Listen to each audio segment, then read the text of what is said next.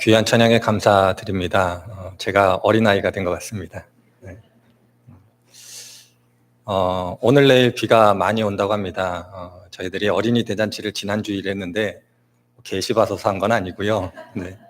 오늘 내일 연휴라 가정별로 일정이 많으실 것 같아서 한 주간을 땡겨서 했는데 하나님의 은혜입니다. 오늘 비가 왔으면 어떻게 할까 했는데, 그리고 오늘 내일 비가 많이 온다고 하는데 혹 가정별로 좋은 시간을 가지시고자 하시면 실내로, 외부로는 나가시기가 좀 어려우니까 실내에서 하나님께서 주시는 은혜를 경험하시는 그런 시간이 되시기를 바라고 5월 한 달 각 가정마다 평안하시도록 위하여 기도하도록 하겠습니다. 저희들이 일상을 살아가면서 종종 듣게 되는 단어가 있습니다. 트라우마라는 단어입니다. 요새 아이들에게 좀 듣기 싫은 소리를 하면 트라우마 발생한다 이렇게 얘기를 합니다. 저희 아이들은 그럽니다. 제가 조금 듣기 싫은 얘기를 하면 트라우마 이렇게 얘기하는데, 하여튼 자주 듣게 되는 표현 중에 하나입니다. 트라우마가 뭡니까? 라고 하면 정의를 내리면 이렇게 학자들이 정의를 내리더라고요. 외부에서 일어난 충격적인 사건으로 인해 발생한 심리적 외상. 전쟁터에서 군인들이 경험하게 되는 어떤 일들, 혹은 큰 자연재해 또는 어떤 대형 사고를 경험하게 됨으로써 심리적으로 갖게 된 상처를 트라우마, 이렇게 전문가들이 정의를 내리는 것을 보게 됩니다. 그리고 제가 전문가는 아닙니다만은 전문가들의 이야기를 들어보면 트라우마가 극복되거나 해결되지 않으면 PTSD, 외상 후 스트레스 장애라고 불리우는 어려움을 겪게 된다고 그렇게 이야기를 합니다. 트라우마도 힘든 것인데 PTSD, 외상 후 스트레스 장애까지 가면 일상적인 생활을 거의 하기 쉽지 않다, 그렇게 전문가들이 하는 이야기들을 듣게 됩니다.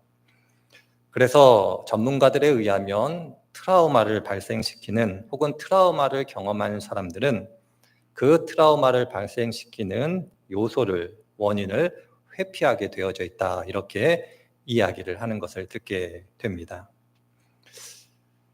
저희 한번 대입해서 생각을 해보고 이 자리에 계신 분들도 생각해 보면, 트라우마를 발생시키는 것, 혹은 트라우마를 경험하게 되면 그 요소를 회피하는 것은 당연하고 생각조차 하지 않으려고 하려고 할 겁니다.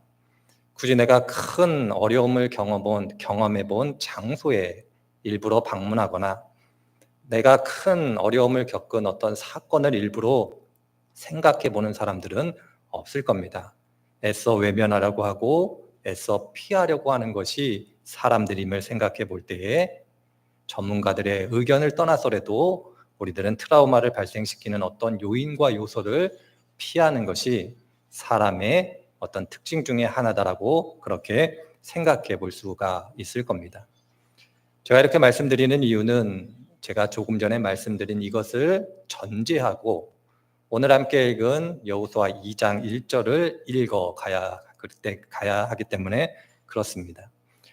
오늘 여호수아 2장 1절은 짧은 한 구절이지만 많은 것을 담고 있다고 그렇게 말씀을 드릴 수 있습니다. 여호수아가 시딤이라는 장소에서 정탐꾼을 보냈다라고 오늘 여호수아 2장 1절은 시작하고 있습니다. 바로 이 두 가지, 시딤이라는 곳, 정탐꾼을 보냈다라는 것, 그것이 갖고 있는 의미를 먼저 살펴보아야 합니다. 시딤이라는 곳이 어디입니까? 라고 저희들이 질문을 던지면 민수기 25장을 보면 시딤이라는 장소가 어떤 장소인가를 저희들에게 자세하게 가르쳐주고 있습니다. 시딤이라는 장소는 이스라엘 백성이 모압 여인들과 음행한 장소이고, 모압 여자로 인하여 하나님 앞에서 우상을 숭배한 장소가 시딤입니다.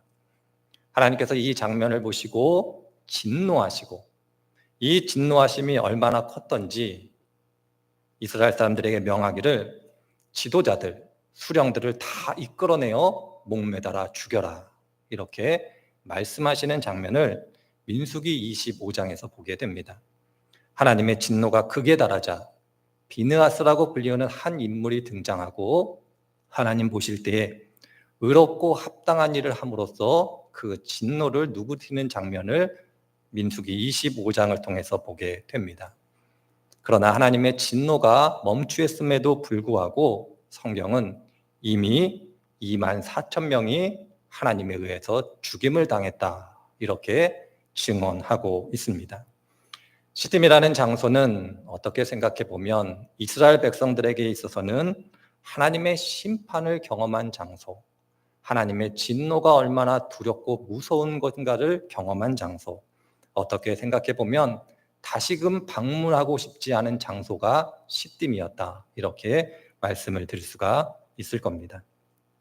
이에 더하여 여호수아는 시딤이라는 장소에서 정탐꾼을 보내게 됩니다. 이스라엘 사람들 출애굽한 1세대들이 정탐꾼을 보내고 그 결과가 어땠는지는 여러분들이 잘 아실 줄 압니다. 결과적으로 40년 동안 광야 생활을 하게 되는 결정적인 계기가 정탐꾼을 보낸 사건이었음을 저희들이 또한 성경을 통해서 배우게 됩니다. 어떻게 생각해 보면 시딤에서 정탐꾼을 보냈다라는 것은 다시금 방문하고 싶지 않은 장소에서 다시금 반복하고 싶지 않은 어떤 행위를 하는 여호수아의 모습을 보게 됩니다.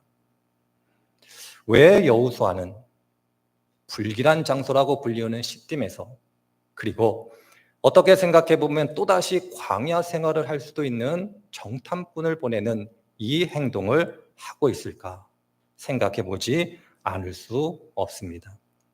여호수아는 왜 그래서, 그리고 더 나아가서 하나님은 이렇게 일하는 여호수아를 왜 가만히 놔두고 계시는지 생각해 보게 됩니다.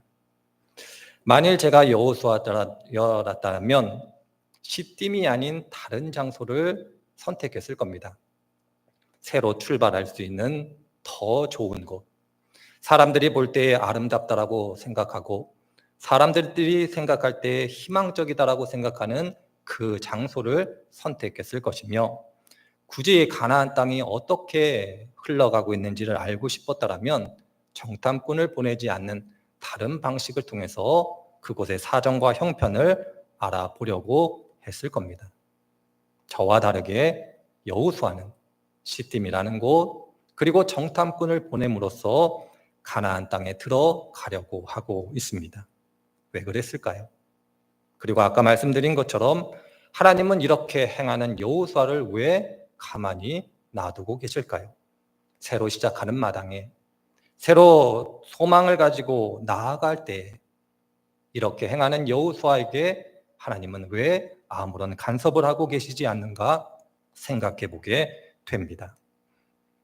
결론적으로 말씀드리자면 하나님의 길은 우리들의 길과 다르다라는 것을 가르쳐주고 계시는데, 그것은 두 가지 내용입니다. 첫 번째로는 하나님께서 굳이 시딤이라는 곳에서 시작하는 여호수아를 그냥 내버려 두시는 이유는 하나님의 은혜, 곧 넘어진 그곳에서 다시 시작하는 하나님의 은혜를 경험케 하고자 하심이다라고 성경이 우리들에게 가르쳐주고 있습니다. 저는 이것을 회복의 은혜, 이렇게 이야기해보고 싶습니다.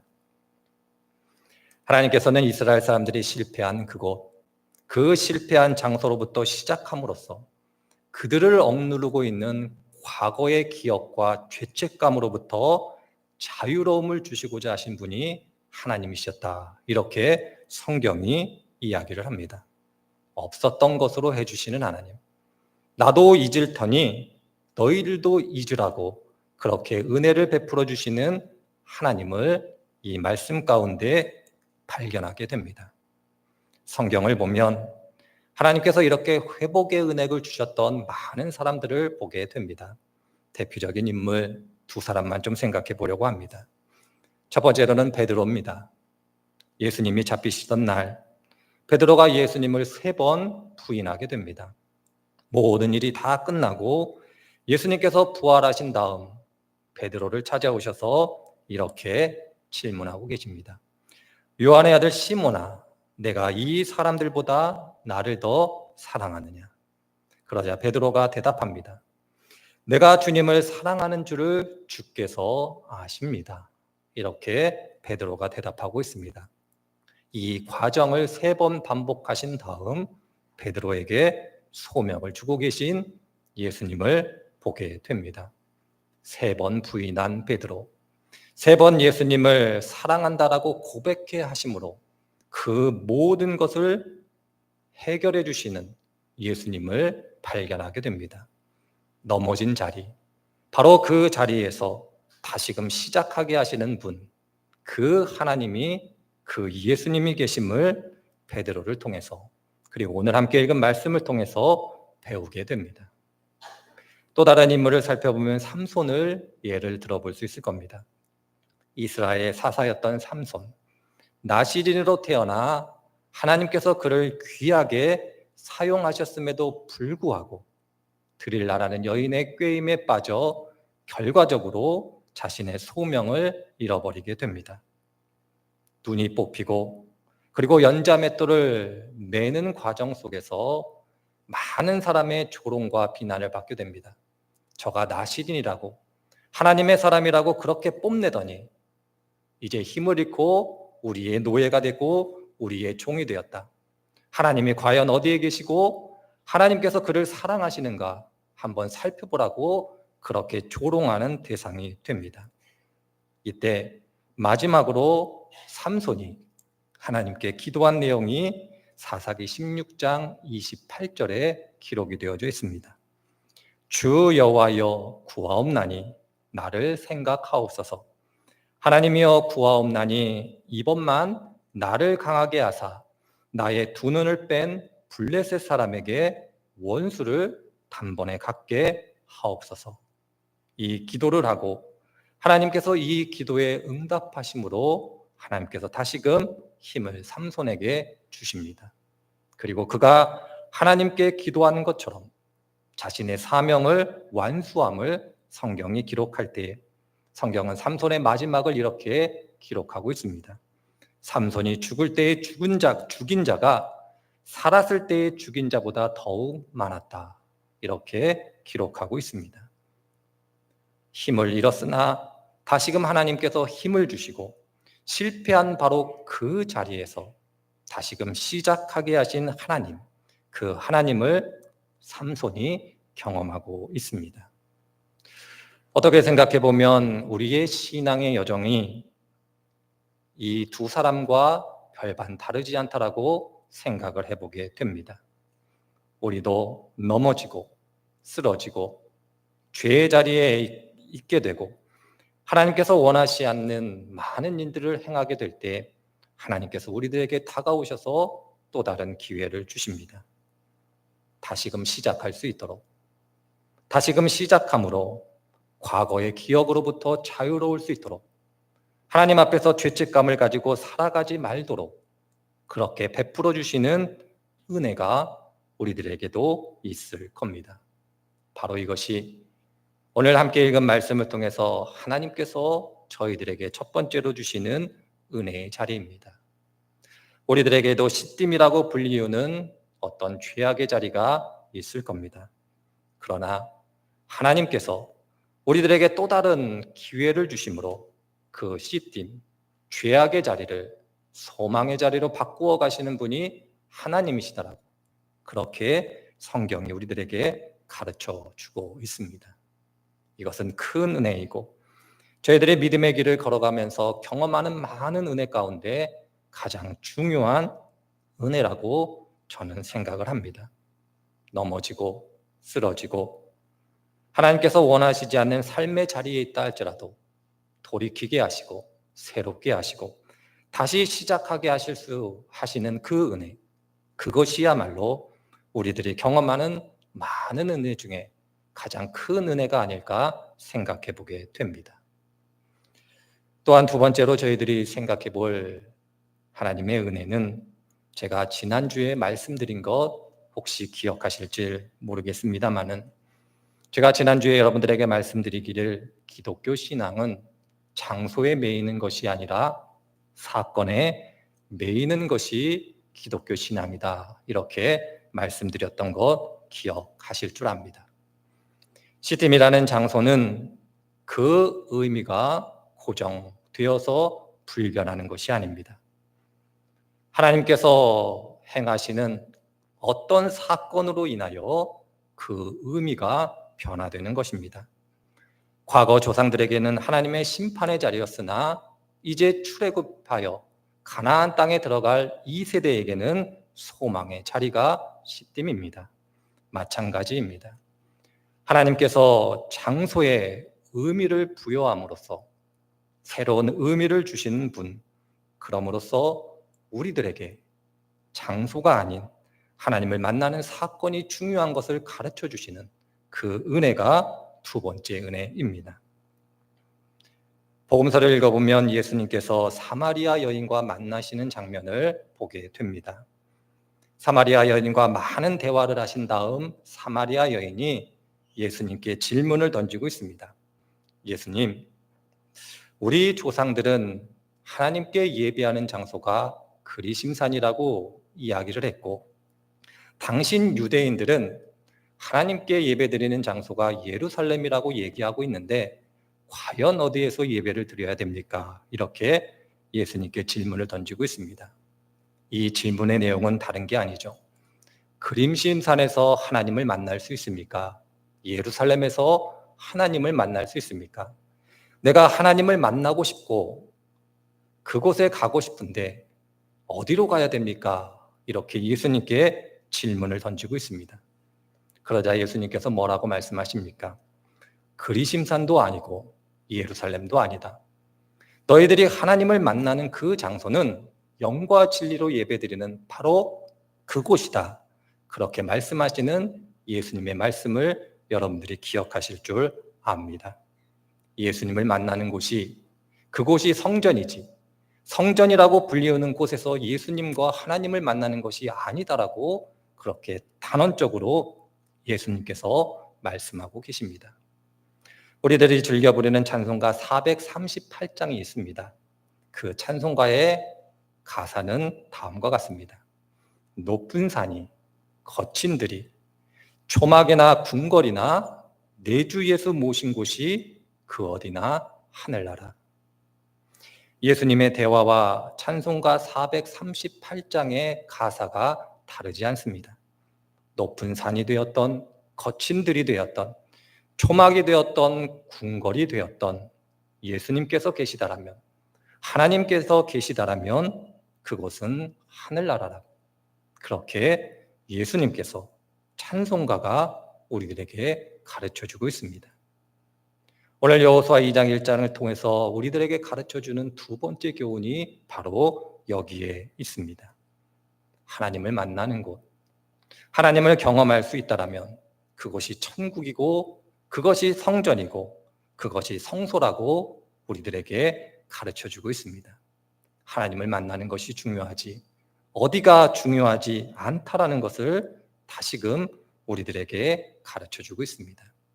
저는 이것을 이렇게 표현해 보고 싶습니다. 장소는 하나님을 만나는 사건에 종속될 뿐입니다. 하나님을 만나는 사건이 장소에 종속되는 것이 아닙니다. 우리의 믿음의 길, 신앙의 길을 걸어가면서 꼭 이것을 기억해야 할 것입니다. 하나님은 여러분들이 어디에 있던 무엇을 하던 어느 자리에 있던 상관없이 그곳에서 여러분들을 만나고 싶어 하십니다. 그리심산도 아니고 예루살렘도 아니고 우물가에서 예수님을 사마리아 여인을 만나셨듯이 우리들에게 우물가라고 불리우는 그 아무런 의미가 없을 수 있는 그 장소에서 우리를 만나고자 하시는 분이 하나님이시다라는 것을 기억하셔야 할 것입니다. 그러할 때 오늘 말씀은 우리들에게 이러한 신앙의 교훈을 주고 있습니다. 첫 번째로는 하나님은 우리의 실패의 자리에서 다시금 일어날 수 있도록 은혜를 베풀어 주시는 분, 그럼으로써 우리들에게 회복의 은혜를 주시는 분이 하나님이시다라고 그렇게 이야기하고 있습니다. 하나님께서 회복의 은혜를 통해 우리들에게 주고자 하시는 것은 다른 것이 아니라 모든 순간, 모든 장소가 하나님을 만나는 곳이기에 의미가 있을 수 있다는 것. 우리들의 삶의 모든 영역이 하나님 만나는 하늘나라가 되어야 됨을 가르쳐주고 있습니다. 그리고 마지막으로 우리들에게 하나님께서 궁극적으로 가르쳐 주시는 것은, 그럼으로써 내가 너희들에게 주고자 하는 것은 안식이다라고, 매 순간순간마다 하나님과 동행하는 그 자리가 하나님께서 주시는 평강의 자리가 되도록 우리들에게 은혜를 주고자 하시는 분이 하나님이시다라고 우리들에게 가르쳐주고 있습니다. 우리의 믿음, 우리의 신앙은 바로 이 하나님께서 주시는 이 은혜가 무엇인가를 정확하게 알아야 할 것입니다. 분명한 것은 하나님을 우리들을 다시금 일으키심으로 하나님을 만나게 하시고, 그럼으로써 우리들에게 안식을 주고자 하시는 분, 더 나아가 우리의 삶 전체가 하나님을 경험할 수 있도록 우리들을 이끌어 가시는 분이 하나님이시다라는 것을 성경이 가르쳐주고 있습니다. 이러할 때 이 자리에 계신 한 분 한 분들께서 오늘 말씀을 통해서 우리들에게 주시는 이 은혜를 기억하셨으면 좋겠습니다. 실패의 자리가 있거든 회복시키시는 하나님의 은혜를 구하시기를 바랍니다. 여러분들의 자리, 어느 곳에 있든지 그곳이 하나님을 만날 수 있는 그 자리가 되도록 하나님의 은혜를 구하고 하나님의 은총을 구하시는 여러분들이 되시기를 바랍니다. 그렇다면 하나님과 동행할 것이고 하나님의 은혜와 은총 가운데 거하시게 될 겁니다. 이를 위하여 기도하시는 한 분 한 분 되시기를 주의 이름으로 축원을 드립니다.